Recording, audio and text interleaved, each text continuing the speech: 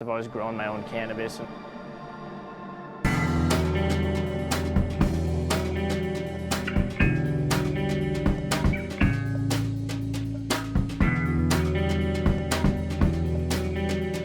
I just graduated Western University with a chemical engineering degree. I've always had an interest, I've always grown my own cannabis and whatnot for recreational purposes, but now that the industry was growing rapidly, that I thought I'd get my foot in the door with this program.